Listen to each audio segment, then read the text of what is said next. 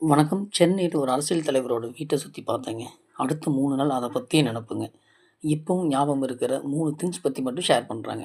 அவரோட இரும்பு பொட்டியில 3 white colour வேட்டி சட்டை, 1 கலர் ஜிப்பாங்க, 2 இங்க் பேனா, அதுக்கு 1 இங்க் பாட்டிலுங்க. அவரோட லைஃப் டைம் சேவிங்ஸா ஒரு சின்ன அமௌண்ட்டுங்க. இதில கவர்மெண்ட் ஃபைல்ஸுக்கு சைன் பண்ற பேனாவுக்கு செயின்ட் ஜார்ஜ் கோட்டையில இங்க் ஊத்திக்குவாருங்க. பர்சனல் லெட்டர்ஸ் எழுதுற பேனாவுக்கு தனியா காசு குடுத்து இங்க் பாட்டில் வாங்கி வச்சிருந்தாருங்க. உங்களுக்கு ஒரு ரெக்வெஸ்ட். நீங்க சென்னை போகும்போது மிஸ் பண்ணாம டி நகர்ல அவரோட வீட்ட சுத்தி பாருங்க. ப்ளீஸ்.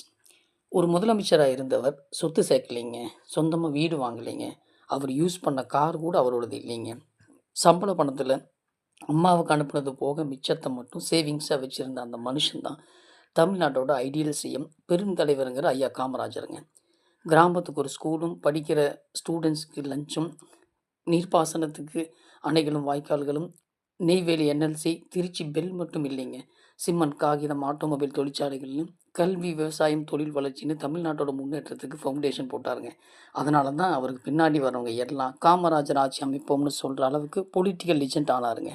1954 முதல் 1963 வரை தமிழ்நாட்டோட ஆகச்சிறந்த முதலமைச்சர் மட்டும் இல்லைங்க.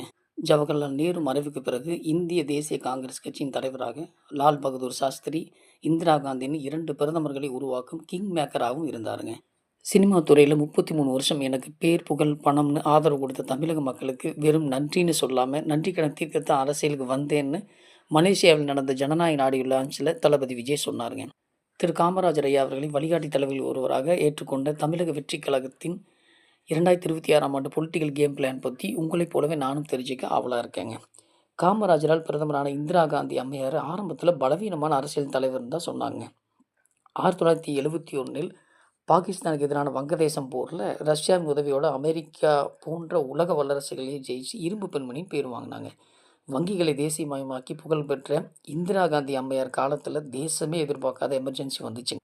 ஜனநாயகன் திரைப்படத்திற்கு சென்சார் சர்டிஃபிகேட் தாமதமான நிலையில் கரூர் துயர சம்பவத்திற்கு நாளை சிபிஐ சம்மனுக்கு ஆஜராகும் தளபதி விஜய் அவர்களுக்கான நாளை தீர்ப்பு பற்றி அடுத்த பதிவில் பேசலாங்க.